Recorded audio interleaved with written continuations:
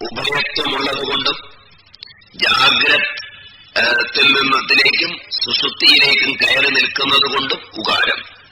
അകാരം ജാഗ്രത്, ഉകാരം സ്വപ്നം, മകാരം സുഷുപ്തി. അകാര ഉകാര മകാരങ്ങൾ അമാത്ര തുര്യം. തുര്യത്തിലെത്തുമ്പോ പിന്നെ ഇതൊന്നുമില്ല. ആ അകാരവും ഉകാരവുമാണ് രണ്ട് ബാഹ്യനേത്രങ്ങൾ. കുറച്ചുകൂടെ നല്ല വ്യാഖ്യാനം വേദാന്ത ഭാഷ്യകാരന്മാർ നൽകിയിട്ടുള്ളത് ഉകാരമകാരങ്ങളാണ് രണ്ട് ബാഹ്യനേത്രങ്ങൾ. തുര്യക എന്നുള്ളതാണ് അന്തർനേത്രം, മൂന്നാമത്തെ കണ്ണ്. അവിടുന്ന് ജ്ഞാനാഗ്നിയാണ് വരുന്നത്. ജ്ഞാനാഗ്നി ഉണ്ടായാൽ സമസ്ത ലോകവും ധരിച്ചു, പിന്നെ ഇല്ല. അതാണ് ത്രിപുരദഹനമൊക്കെ. മൂന്നാമത്തെ കണ്ണ് തുറന്നാൽ 3 പുരങ്ങളും ദഹിക്കും.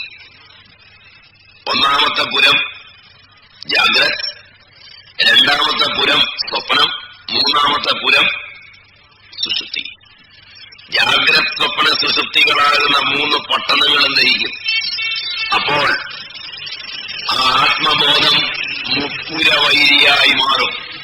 മുപ്പുരന്മാരെ ദഹിപ്പിച്ചവൻ. ഇപ്പൊ ജാഗ്രത, സ്വപ്നം, സുഷുപ്തി ഇവയുടെ അധിഷ്ഠാതൃ ദേവതയായ ഇവയ്ക്കെല്ലാം പ്രഭവവും കാരണവുമായ ആ സദാശിവൻ ഉമാസഹായനാണ്. ആ ഉമാസഹായനായ പരമേശ്വരനായ പ്രഭുവായ 3 ലോചനങ്ങളോടുകൂടിയവനായ നീലകണ്ഠനായ ഈ 3 ലോചനങ്ങളോടുകൂടി ഇരിക്കുമ്പോൾ ഈ പ്രപഞ്ചം വിസ്മയമാണ്. ഈ പ്രപഞ്ചബോധമാണ് വിശ്വം. ഭാഗവതത്തിലും പറയും, വിഷ്ണജ്വാലയിൽ നിന്ന് ഞങ്ങളെ നീ രക്ഷിച്ചു എന്നൊക്കെ ആത്മബോധത്തോട് ഗോപികമാർ പറയും. അവിടെ ജീവാത്മാക്കളായ ഗോപികമാർ, ജീവാത്മാരൂപി ഗോപി പരമാത്മാവായിരിക്കുന്നവനോട് പറയുകയാണ്. അങ്ങനെയാണ് പൗരാണിക പുസ്തകങ്ങളെല്ലാം ഈ അർത്ഥത്തിലേ എഴുതിയിട്ടുള്ളൂ. വായിക്കുമ്പോ മനോഹരമായ കവിതയായതിന്റെ പുറംചട്ടയിൽ നോക്കി നമ്മളങ്ങ് പോകും. അപ്പൊ ഇവിടെ ആദിമദ്യാന്തവിഹീനനായ ഏകനായ വിഭുവായ ആനന്ദരൂപമായ അരൂപനായ, അവിടെ തന്നെ വാക്കുകൊണ്ട് തന്നെ ക്ലിയറാണ്, അരൂപനാണ്. അരൂപമുള്ള ശിവനല്ല. അരൂപനായ, അത്ഭുതമുളവാക്കുന്നവനായ, സ്വപ്ന സുഷുപ്തികളാൽ സഹായിക്കപ്പെടുന്നവനായ, പരമീശ്വരനായ, പ്രഭുവായ, ജാഗ്രത് സ്വപ്ന സുഷുപ്തികളാകുന്ന 3 ലോചനങ്ങളോടുകൂടിയ, അല്ലെങ്കിൽ സ്വപ്ന സുഷുപ്തി തുരീയങ്ങളാകുന്ന 3 ലോചനങ്ങളോടുകൂടിയ, അതാണ് കൂടുതൽ ശരി, അതോടുകൂടിയ പ്രപഞ്ചബോധമാകുന്ന വിഷത്തെ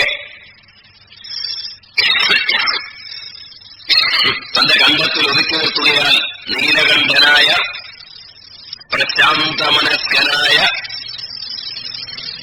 ആ ശിവനെ ധ്യാനിച്ചിട്ട്, ഇപ്പൊ ധ്യാനിക്കേണ്ടത് തന്റെ ഉള്ളിലെ ശിവനെയാണ്. ആ ശിവനാണ് ജാഗ്രതും സ്വപ്നവും ഒക്കെ ഉളവാക്കുന്നത്.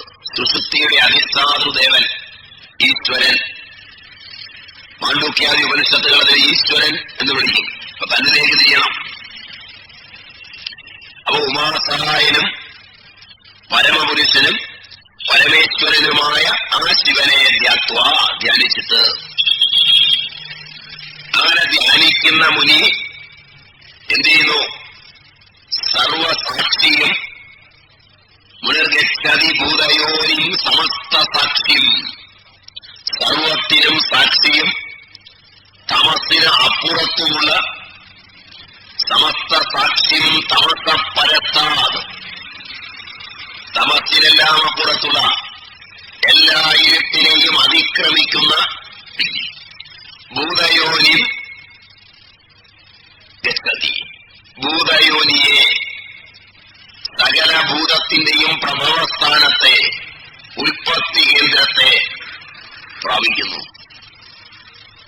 അപ്പൊ ഗുരു നമ്മെ കൊണ്ടുപോകുന്നത് ജാഗ്രത ലോകങ്ങളിലൂടെ കൈപിടിച്ചു കൊണ്ടുപോയി സ്വപ്നത്തിലൂടെ കടന്ന് സുഷുപ്തിയുടെ അധിഷ്ഠാതൃദേവനായ പരമേശ്വരങ്കലേക്ക്, എല്ലാത്തിന്റെയും പ്രഭവമായ നീലകണ്ഠ സമീപത്തേക്ക്. മാണ്ഡൂക്യത്തിന്റെ മുഴുവൻ വർണ്ണനയും ഈ സിമ്പലിലുണ്ട്. അവിടെ എത്ര സുപ്തോന്ന കഞ്ചന കാമം കാമയതി ന കഞ്ചന സ്വപ്നം പശ്യതി തത്സുഷുപ്തം സുഷുപ്തസ്ഥാന ഏകീഭൂത പ്രജ്ഞാനഘനയേവ ആനന്ദമയ ആനന്ദമുഖ് പ്രാജ്ഞതൃതീയപാദ. പ്രാജ്ഞൻ സുഷുപ്തിയുടെ ദേവത പ്രജ്ഞാനഘനമാണ്, ഘനീഭവിച്ച പ്രജ്ഞാനം. ചേതോമുഖൻ, ജാഗ്രതത്തിലും സ്വപ്നത്തിലും കാരണമായി സുഷുപ്തിയിൽ നിന്നാണ് ചൈതന്യം മുഖം വച്ചു വരുന്നത്. നമ്മുടെ ജാഗ്രതത്തിലെ സമസ്ത വികാരങ്ങളും ഒരബോധത്തിൽ നിന്നാണ് ഉണ്ടാകും.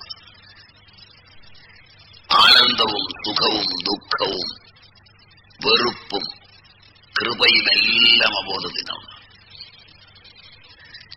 ജാഗ്രത സ്വപ്നമൊക്കെ നമുക്ക് അറിയുന്നതാണെങ്കിൽ മെല്ലെ അതിൽ കൂടെ അങ്ങ് സുഷുപ്തിയിലേക്ക് കടക്കണം. എവിടുന്നതിനെല്ലാം വരുന്നത് കണ്ടെത്തണം.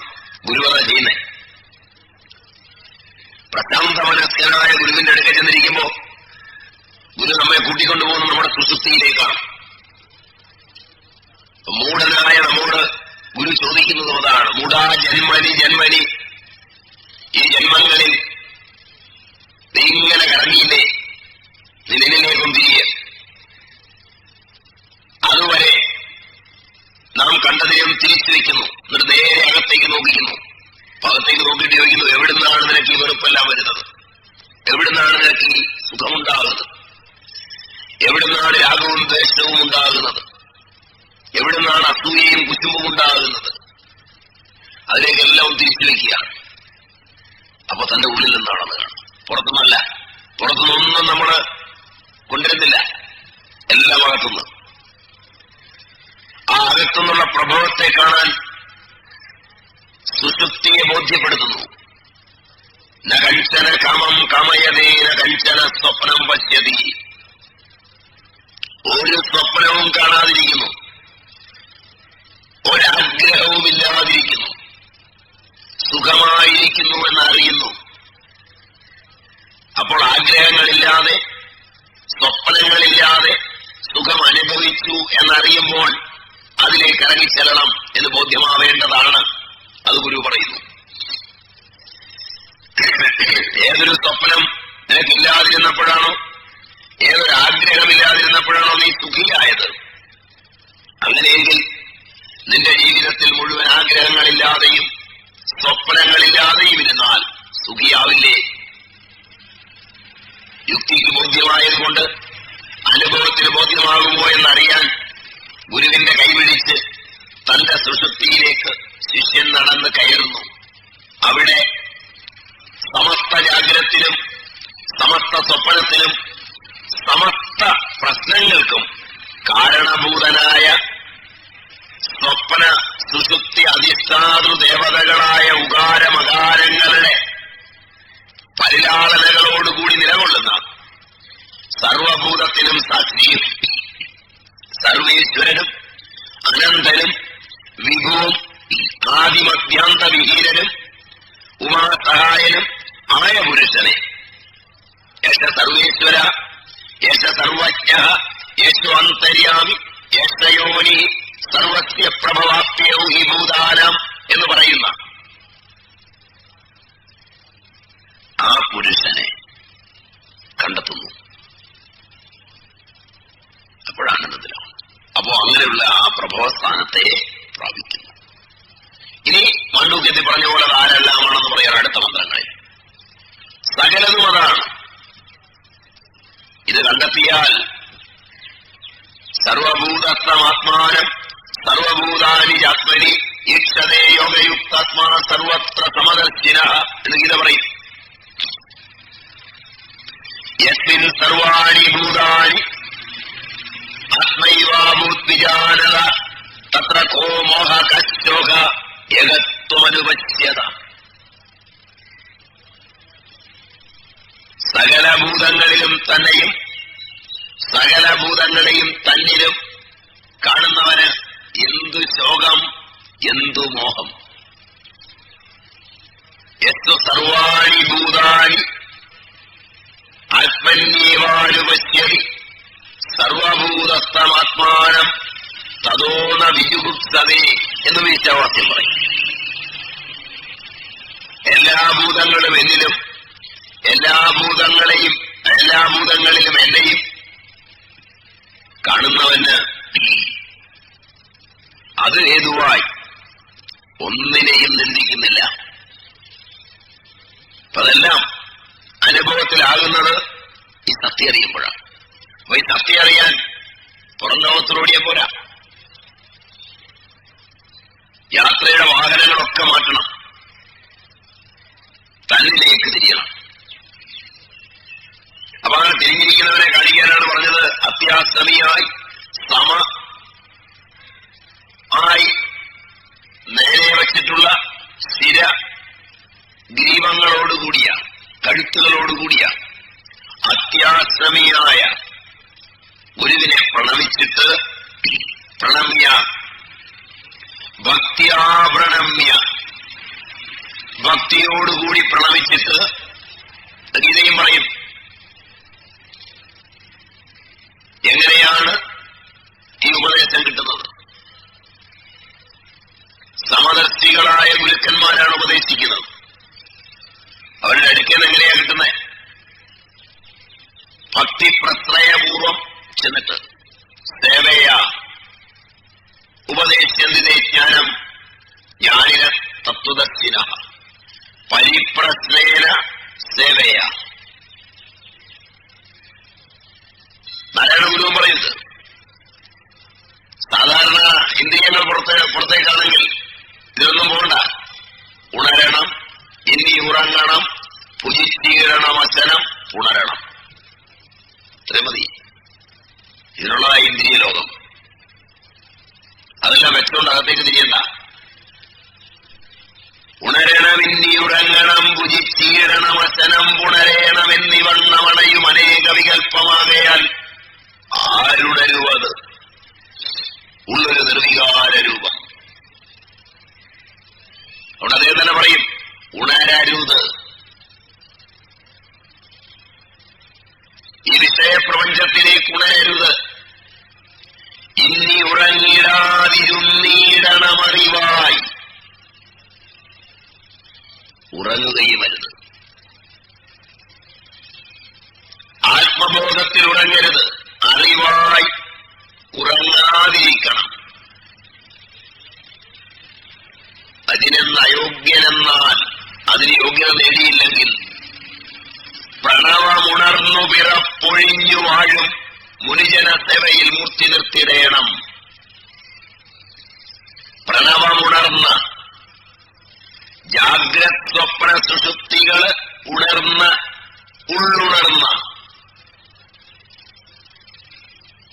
ജാഗ്രത് സ്വപ്ന സുഷുപ്തികളെ ഉല്ലംഘിച്ച പ്രണവമുണർന്ന പിറപ്പൊഴിഞ്ഞ അമൃതത്വത്തെ പ്രാപിച്ച ജനിമരണങ്ങളില്ലാതായ മുനിയുടെ സേവയില് ഈ ശരീരത്തെ സദാ നിർത്തണം. അതാ ഭിന്നത വഴി. ശങ്കരൻ പറയുമ്പോൾ ദുർലഭം ത്രയമേതത് ദൈവാനുഗ്രഹേതുകം മനുഷ്യത്വം മുക്തത്വം മഹാപുരുഷ സംശയ. അതാണ് വലിയൊരു ശങ്കരൻ പറയും. നാരദനും ഇത് തന്നെ പറയും. മുഖ്യതസ്തു മഹകൃപയേവ ഈശ്വരകൃപാലേശാത്മ.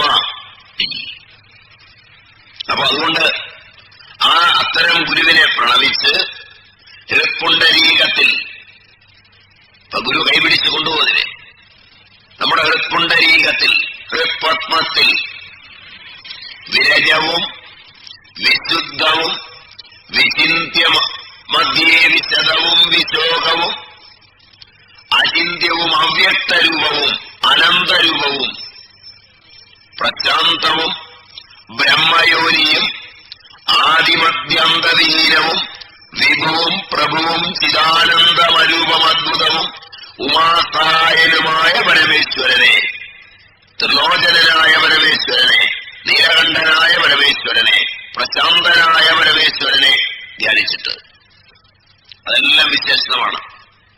ആ ബോധത്തെ അഡ്ജക്റ്റീവ്സ് ആർ കില്ലിംഗ് നൗൺസ് എന്നുണ്ട്. ഇത്രയും വിശേഷണം കൊടുത്തപ്പോൾ വായിക്കുന്നവർ ആ വിശേഷണത്തിന്റെ ആ സാരാംശം അറിയില്ലെങ്കിൽ വിശേഷണത്തിലൂടെ വേറെ ലോകത്തിലേക്ക് പോയി. അതുകൊണ്ടാണ് ആദ്യം ഒരു വാചകം പറഞ്ഞത്, ഇന്ദ്രിയങ്ങൾ അടക്കിയവൻ. ഇന്ദ്രിയങ്ങൾ അടക്കാത്തവൻ പോയാൽ ഇതിനെല്ലാം വിശേഷണത്തിൽ നിന്നെല്ലാം പുറകോട്ട് വീണ്ടും പോകും. അടക്കിയവന് മാത്രമേ ഇവിടെ പ്രവേശനമുള്ളൂ. ധ്യാനിച്ചിട്ട് അങ്ങനെ ധ്യാനിക്കുന്ന മൗനി, അങ്ങനെ ധ്യാനിക്കുന്നവനായ മൗനി, ഇന്ദ്രിയങ്ങൾ അടങ്ങിയോണ്ട് മൗനമാണ്, പ്രഭവസ്ഥാനത്തെ പ്രാപിക്കും. ആ പ്രഭവസ്ഥാനത്തെ ഈശ്വരൻ ആരാണെന്ന് അടുത്ത മന്ത്രങ്ങളിൽ പറയാം. സബ്രഹ്മ സശിവസേന്ദ്രം ത്വക്ഷരപരമസ്വരാട് സയേവ വിഷ്ണു സപ്രാണ അകാലോക്തി സചന്ദ്രമ േവ സർവം യദ്ഭൂതം യച്ച ഭവ്യം സനാതനം ജ്ഞാത്വാദം മൃത്യുമത്യേതി അന്യബന്ധാവിമുക്തയേ ബ്രഹ്മ സശിവസേന്ദ്രം അക്ഷരപരമസ്വരാട് ദേവ വിഷ്ണു സപ്രാണ കാലോക്തി സചന്ദ്രമ സ്വസർവം യദ്ഭൂതം ഭവ്യം സനാതനം ത്വാദം മൃത്യുമത്യേതി അന്യബന്ധാവിമുക്തയേ. അവൻ തന്നെ ബ്രഹ്മാവ്. ഒന്നും പുറത്തെടുക്കാതെ സമർത്ഥമായി. കാരണം പുരാണങ്ങളൊക്കെ ഉണ്ടാകുന്നതിന് മുമ്പാണ് ഉപനിഷത്തുകളിൽ നിന്ന് കൽപ്പനയുണ്ട്. അപ്പൊ ഇനി വരാനിരിക്കുന്നവർ തെറ്റായി വ്യാഖ്യാനിക്കാതിരിക്കാൻ തക്കവണ്ണം കാര്യം പറയുക. ജാഗ്രത്തിന്റെ അധിഷ്ഠാതൃദേവതയായ വിഷ്ണുവും സ്വപ്നത്തിന്റെ അധിഷ്ഠാതൃദേവതയായ ബ്രഹ്മാവും ഒക്കെ ഈ സത്യം തന്നെയാണ്. ഇന്ദ്രൻ എന്നറിയപ്പെടുന്ന മനസ്സും ഈ സത്യം തന്നെയാണ്. അക്ഷരനും അവൻ തന്നെയാണ്. പരമമായിരിക്കുന്നതും അവൻ തന്നെയാണ്. സ്വാരാട്ടായിരിക്കുന്നതും അവൻ തന്നെയാണ്. സയേവ വിഷ്ണുവും പ്രാണനും അവൻ തന്നെയാണ്. കാലവും കാലനും അവൻ തന്നെയാണ്. ആത്മീയും അവൻ തന്നെ. ചന്ദ്രനും അവൻ തന്നെ. ഇത്രയും പറയുമ്പോ എല്ലാം എന്ന് പറയാൻ വേണ്ടിയാണ് ഇതെല്ലാം പറഞ്ഞത്. കുറെ എണ്ണമെല്ലാം പറഞ്ഞത്. സമസ്തവും ഈ ബോധമാണ്. ബോധത്തിൽ നിന്ന് പൊട്ടിരിക്കെല്ലാം ഉണ്ടാകുന്നു. സൂര്യ യദ്ഗത്വാനിവർത്തന്തേതാമ പരമം മമ നത്ര സൂര്യോപാധി ചന്ദ്രതാരകം നിയമാവിദിതോപാധികുതോയമഗ്നി തമേവ ബന്ധമനുഭാതി സർവം സത്യഭാഷ സർവമിതം വിഭാതി. ഇതെല്ലാം ഉപനിഷത്ത് പറയുന്നതാണ്. കുളിർതിങ്ക നശിക്കലും ദിവാകര തേജസ്സും അറിഞ്ഞുപോകലും ജ്വലനൻ വിലയിക്കലും ചരാചരവി പാലുവിളക്കുമേ ഭവാൻ. സൂര്യനസ്തമിച്ചു, ചന്ദ്രനസ്തമിച്ചു, അഗ്നി കെട്ടടങ്ങി, വാക്കു പിൻവാങ്ങി. എന്നാലും ഈ ബോധത്തെ നിലനിർത്തുന്നത് അങ്ങാണ്, അവിടുന്നാണ്.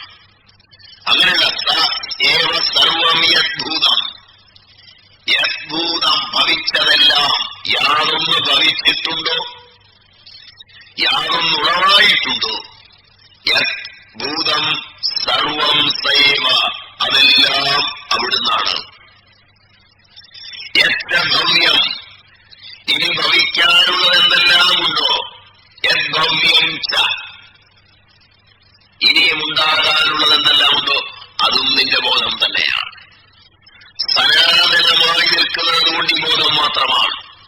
ഭവിച്ചതും ഭവിക്കാനുള്ളതും ബോധമാണെങ്കിൽ ബോധമാണ് സനാതനം. തം സനാതനം ജ്ഞാത്വ, ആ സനാതനമായ ബോധത്തെ അറിഞ്ഞിട്ട് മൃത്യു ആത്യേതി, മൃത്യുവിനെ തരണം ചെയ്യുന്നു, മൃത്യുവിനെ അതിക്രമിക്കുന്നു. ന അന്യബന്ധാവിമുക്തയെ, മോക്ഷത്തിന് മറ്റു മാർഗമൊന്നുമില്ല. ഭക്തിയെന്നോ ജ്ഞാനമെന്നോ കർമ്മമെന്നോ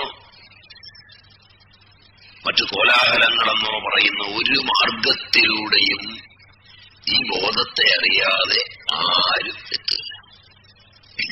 മോക്ഷത്തിന് ഒറ്റ വഴിയുള്ളൂ, തന്റെ ബോധസ്വരൂപനെ അറിയുക. മറ്റു വഴിയില്ല ഉറപ്പിച്ചവർ. സമസ്ത ചിന്തകളും ഇവിടെയാണ്. ഇതന്നെ ക്രിസ്തീയ ചിന്തയുടെ ആധാരത്തിലായ ബൈബിളും പറയും, ക്രിസ്തു തന്നെ പറയും, നിന്റെ വഴിയും വെളിച്ചവും സത്യവും ഞാനാകുന്നു. ഞാൻ ഗതികേടിന്റെ പുസ്തകം വായിക്കുന്നവൻ ഞാനെന്ന് പറഞ്ഞവനെ ഓർക്കുകയാണ്. കൊച്ചുപിള്ളേരുടെ കൂട്ടുള്ള അജ്ഞാനമാണ്. 1ാം ക്ലാസ്സിൽ പഠിപ്പിക്കുമ്പോൾ അധ്യാപകൻ പറയും മൈ ഹെഡ്, എന്റെ തല. കേൾക്കുന്ന കുട്ടിക്ക് എന്റെ എന്നെടുക്കാനാവില്ലല്ലോ, കാരണം സാറല്ലേ പറഞ്ഞ എന്റെ തല. വീട്ടിൽ പോയിരുന്ന ചെല്ലുമ്പോൾ പറയും മൈ ഹെഡ്, അച്ഛന്റെ തല, അല്ല സോറി സാറിന്റെ തല.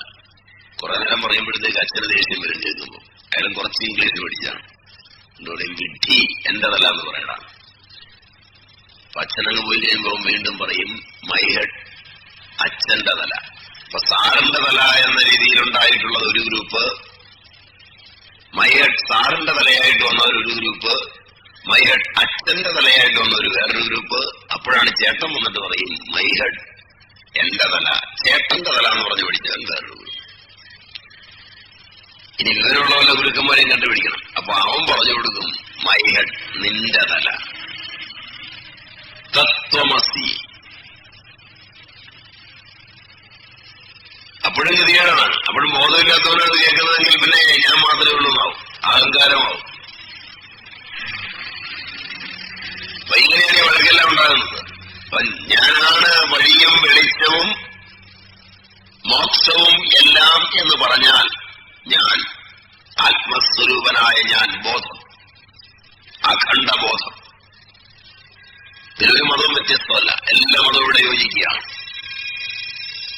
ബോധസ്വരൂപനായ ബോധമായ ഞാനാണെല്ലാം. ഞാനല്ലാതെ മറ്റൊരു ദൈവം നിനക്കുണ്ടാവരുത് തന്നെയാ ബൈബിളിൽ പറയുന്നു. 10 കൽപ്പനയിൽ ആദ്യത്തെ കൽപ്പന തന്നെ അതാ, ഞാനാണ് ദൈവം. ഏതാണ് ഞാൻ? അതിനെന്നെ അപഗ്രഥിക്കണം. പുസ്തകം വായിക്കുന്നവൻ ശ്രദ്ധയോടെയാണോ വായിക്കുന്നതെങ്കിൽ ഞാനാണ് ദൈവം അതിൽ വായിക്കുമ്പോ ഞാൻ എന്ന് പറയുന്നത് ഏതാണെന്ന് അന്വേഷിക്കും.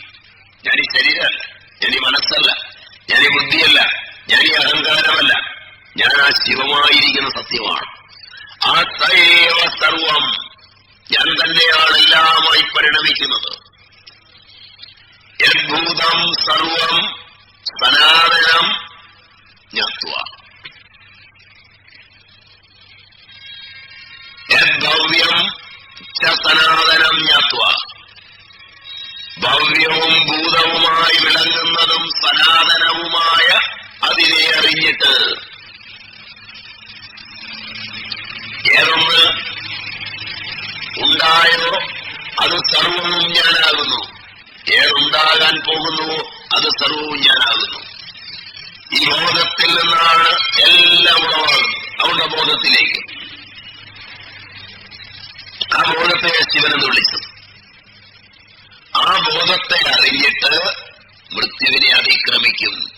ന അന്യബന്ധ വിമുക്തയെ, മറ്റൊരു വഴി മോക്ഷത്തിനില്ല. ഇപ്പൊ മോക്ഷത്തിന്റെ ഏക വഴി തന്നെ അറിയുകയാണ്. എങ്ങനെയാ അറിയുന്നേ? മകളായും മകനായും അച്ഛനായും അമ്മയായും സഹോദരനായും സഹോദരിയായും ബ്രാഹ്മണനായും ക്ഷത്രിയനായും വൈശ്യനായും ശൂദ്രനായും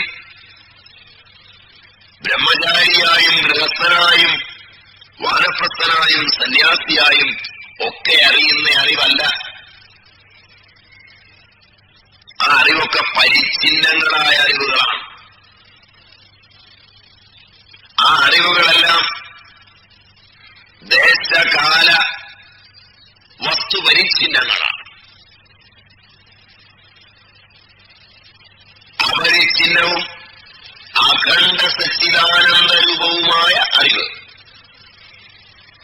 അവിടെയെല്ലാം ഞാൻ അനന്തചിന്മയ ഹരേ ഗോപികാരമണ. ഞാൻ ഒന്നാമത് പറയുന്നത് ഞാൻ അച്ഛനായി മകനായി മകളായി അപ്പൂപ്പനായി അമ്മാവനായി സന്യാസിയായി ഗൃഹസ്ഥനായി ബ്രഹ്മചാരിയായി വാനപ്രസ്ഥനായി ബ്രാഹ്മണനായി ക്ഷത്രിയനായി വൈശ്യനായി ശൂദ്രനായി ഉള്ള ഞാനെന്ന അറിവ് ഉണ്ടാകരുത്. ഞാനെന്ന ഭാവം അത് തൊന്നയിക വേണം. അഹംകൃതിയുണ്ടാക്കുന്ന പരിച്ഛിന്നമായ ഈ അറിവുകളൊന്നും എന്നിലുണ്ടാവരുത്. ഇനി ഉണ്ടായാൽ അഖിലം ഞാൻ, സമസ്തവും ഞാനാണെന്ന് ബോധം എനിക്കുണ്ടാവണം. പരിച്ഛിന്നമായ ഞാൻ പോവുകയും അപരിച്ഛിന്ന സച്ചിദാനന്ദമായ ഞാൻ എന്നിൽ ഉണരുകയും വേണം.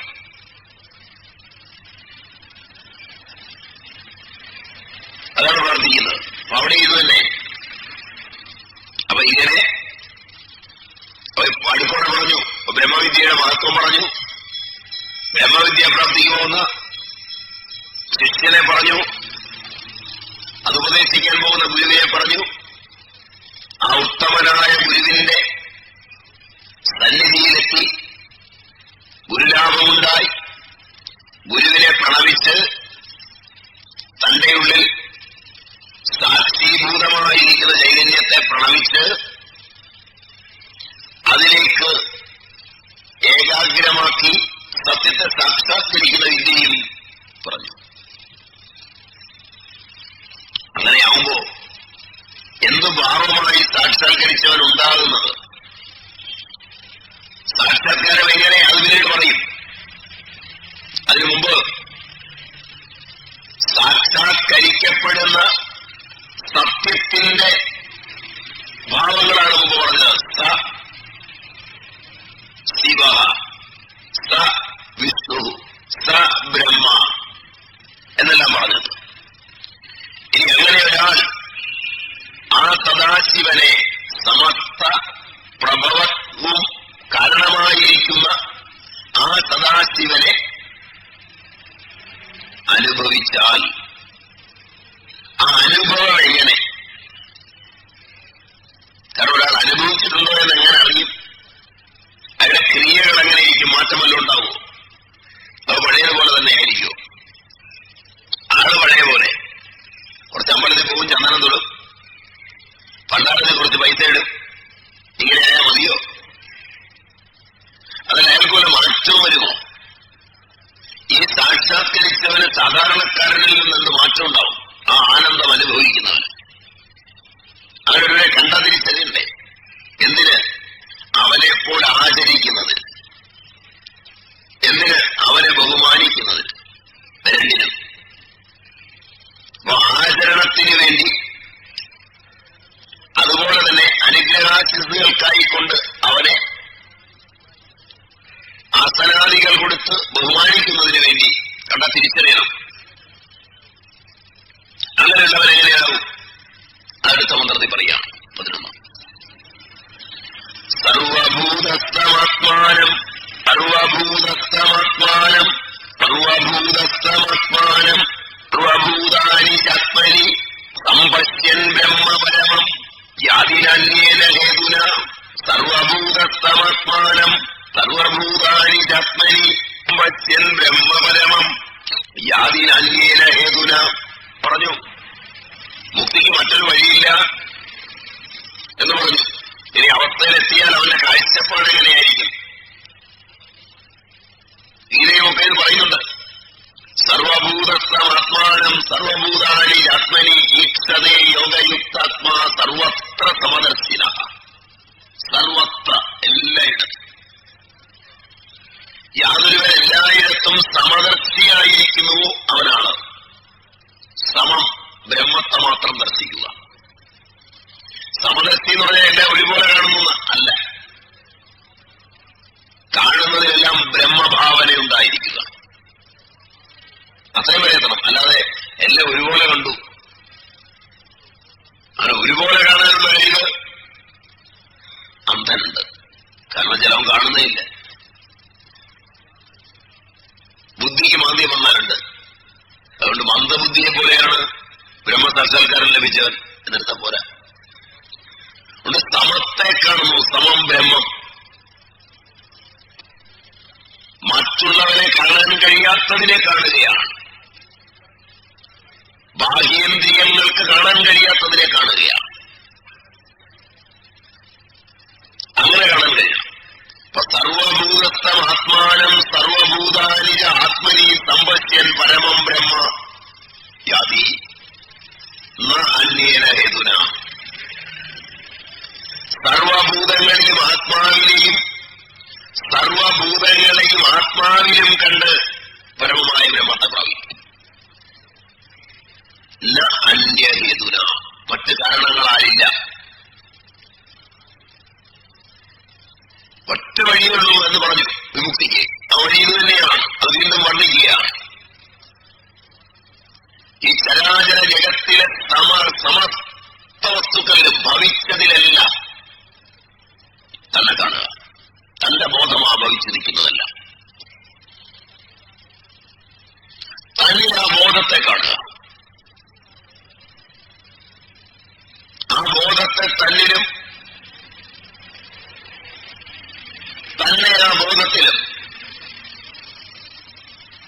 എന്തെല്ലാം കാണുന്നു അതെല്ലാം താനാണ് കളിയാടുന്നതെല്ലാം. തന്റെ ബോധം ചെന്നൊട്ടുന്നില്ലെങ്കിൽ താൻ കാണുന്നില്ല, കേൾക്കുന്നില്ല. ബോധപ്രക്രിയ ഉണർന്നു വരുന്നില്ലെങ്കിൽ യാതൊരു അറിവുമില്ല, യാതൊരു അനുഭവവുമില്ല. അപ്പൊ ബോധമാണ് പരമമായത്. എന്റെ ബോധത്തിലേക്ക് എത്തുന്ന, എന്റെ മുമ്പിലൂടെ പോയാലും ഞാൻ അറിയണമെന്നില്ല. എന്റെ ബോധത്തിലെത്തുന്നത് മാത്രമേ അവിടെ വിളങ്ങുന്നുള്ളൂ. ആ ബോധത്തിൽ വിളങ്ങുന്നത് എന്റേത് മാത്രമായിട്ടാണ്, മറ്റൊന്നായിട്ടല്ല. ഞാൻ കാണുന്ന എന്റെ അച്ഛന്റെ സ്വഭാവം എന്റെ ബോധത്തിലൂടെ കാണുന്ന അച്ഛനെയാണ് ഞാൻ അറിയുന്നത്. അച്ഛനെയല്ല ഞാൻ അറിയുന്നത്, എന്റെ ബോധത്തിലെ അച്ഛനെയാണ് ഞാൻ അറിയുന്നത്. എന്റെ മകളെ എനിക്ക് പരിചയമുണ്ടെന്ന് പറയുമ്പോൾ എന്റെ ബോധത്തിലെ മകളെയാണ് എനിക്ക് പരിചയമുള്ളത്, എന്റെ മകളെയല്ല. എന്റെ കണ്ണിന് വെളിയില്, എന്റെ അറിവിന് വെളിയില് അവൾക്ക് അനേകം വ്യക്തിത്വങ്ങളുണ്ടാവും. അതൊന്നും എനിക്കറിയില്ല, അറിയാൻ എനിക്ക് ഇടവുമില്ല. എന്റെ ബോധത്തിലേക്ക് എത്തുമ്പോഴാണ് പറയുന്നത് അവൾ എന്നെ കളിപ്പിച്ചു എന്ന് പറയുന്നു. അവൾ അവളുടെ ബോധത്തിലൂടെ സഞ്ചരിക്കുകയായിരുന്നു. എന്റെ ബോധത്തിൽ വേറൊരു അവളെയാണ് ഞാൻ സങ്കല്പിച്ചു വെച്ചിരുന്നത്. എന്റെ ബോധത്തിലെ മകളെ മറ്റൊരു തലത്തിൽ എന്റെ ബോധത്തിൽ കൊണ്ടുവന്നപ്പോൾ ആദ്യം ഞാനായി പരിണമിച്ച ബോധവും രണ്ടാമത് ഞാനായി പരിണമിച്ച ബോധവും തമ്മിലുള്ള അന്തരത്തിലാണ് പറയുന്നത് ഞാനിങ്ങനെയല്ല വിചാരിച്ചത്. എന്റെ ബോധത്തിൽ എങ്ങനെ എന്റെ മകളെ കാണുന്നുവോ, എന്റെ മകനെ കാണുന്നുവോ, എന്റെ അച്ഛനെ കാണുന്നുവോ, എന്റെ അമ്മയെ കാണുന്നുവോ, അതുപോലെ അവർക്കും ഒരു ബോധമുണ്ടെന്നും അവരെന്നെയും ഈ ലോകത്തെയും അവരുടെ ബോധങ്ങളിലാണ് കാണുന്നതെന്നും അറിയുമ്പോൾ എന്റെ ബോധത്തിലുള്ള മകളും എന്റെ ബോധത്തിലുള്ള മകനും എന്റെ ബോധത്തിലുള്ള ലോകവും എന്നിൽ അടങ്ങുന്നതാണെന്നും ഞാനാണ് അവയെ ഉണ്ടാക്കുന്നതെന്നും നിലനിർത്തുന്നതെന്നും അവസാനിപ്പിക്കുന്നതെന്നും എനിക്കുണ്ടാക്കാനും നിലനിർത്താനും അവസാനിപ്പിക്കാനും കഴിയുമെന്നും അറിയുമ്പോൾ എന്റെ ബോധത്തിൽ ഉൽപ്പന്നമായതിനെ മുഴുവൻ എന്റെ ബോധത്തിൽ വെച്ച് തന്നെ സംഹരിച്ചാൽ ബോധപ്രക്രിയയുടെ ശുഭ്രവും ശുദ്ധവും സ്ഫടിക സംഘാശവുമായ തലത്തിൽ അനുഭൂതിയിൽ എനിക്ക് നിൽക്കാൻ കഴിയും. അപ്പോഴാണ് ഞാൻ അറിയുന്നത് എന്റെ ബോധമാണിതെല്ലാം. ബോധപ്രക്രിയയ്ക്ക് വെളിയിലൊന്നുമില്ല. ആഴിയും തിരയും കാറ്റും ആഴവും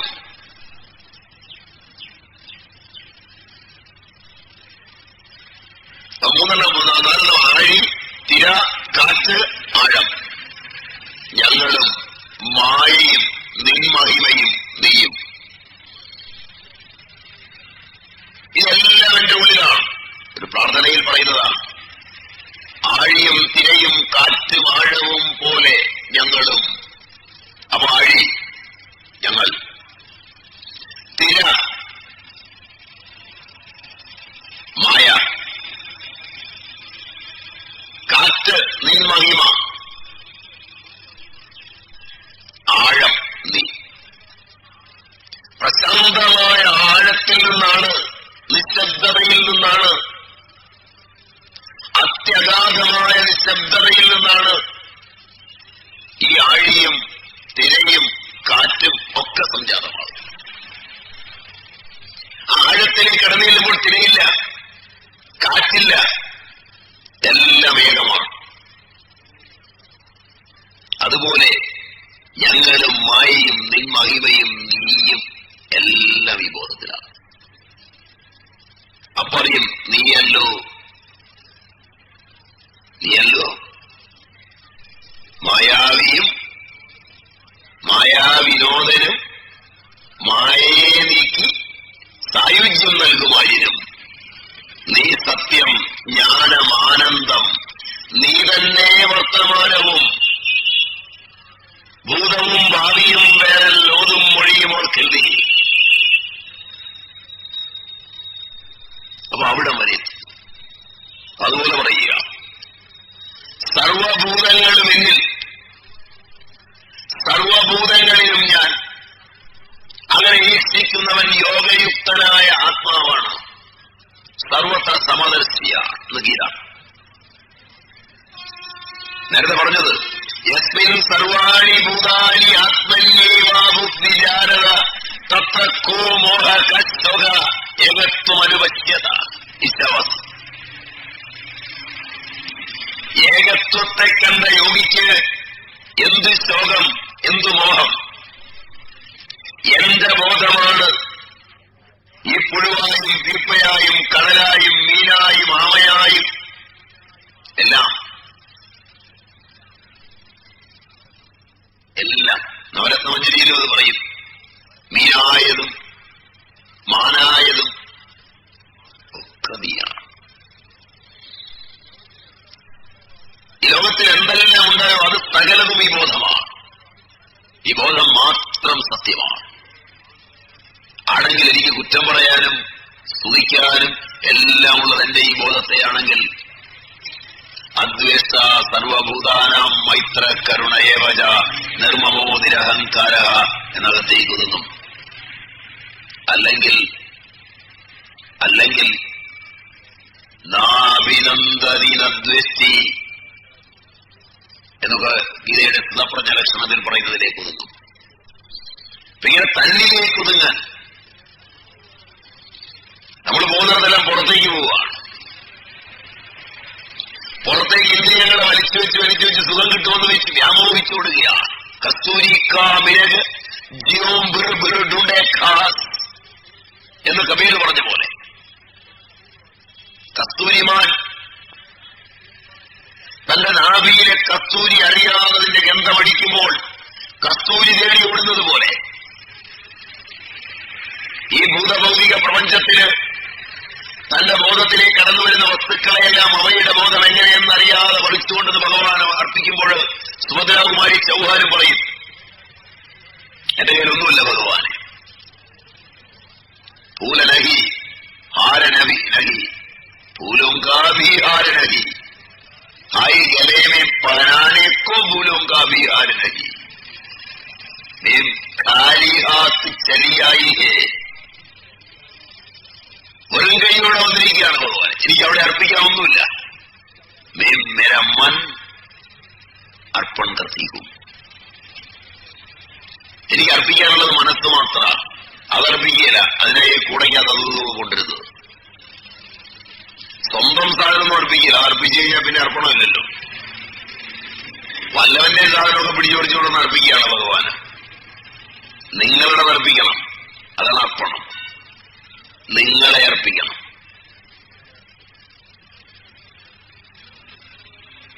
ഈ ലോകത്ത് കാണുന്നതൊക്കെ പറിച്ചും പിടിച്ചും വലിച്ചും കൊണ്ടുവന്നിട്ട് ഭഗവാൻ അർപ്പിക്കുകയാണ്. അതിന് പുണ്യം കിട്ടുമെന്നാണ് വിചാരിക്കുന്നത്. കിട്ടില്ല. സ്വയം ആത്മാർപ്പണത്തിന് തയ്യാറാകാത്ത ഒരുത്തനും മോക്ഷമില്ല. നാന്യബന്ധാവിമുക്തയെ, വേറെ വഴിയില്ല. വളരെ ഉറപ്പിച്ച ഉപനിഷത്ത് പറയുന്നത്. എന്ന് പറഞ്ഞു നോക്കണം നൂറ്റാണ്ടുകൾക്ക് മുമ്പ്. നാന്യബന്ധാവിമുക്തയെ യാതി അന്യേന എന്ന് പറഞ്ഞാൽ മറ്റ് കാരണങ്ങളാലില്ല, ഒറ്റ കാരണേ ഉള്ളൂ. 8 മണി കഴിഞ്ഞു അല്ലേ? ആയി. അപ്പൊ നമുക്കതുകൊണ്ട് ഈ ആത്മബോധത്തെ എങ്ങനെ പ്രാണനെ ലയിപ്പിച്ച് കാണാം എന്ന് അടുത്ത ക്ലാസ്സിൽ കാണാം. ഇന്ന് അവസാനിപ്പിക്കും.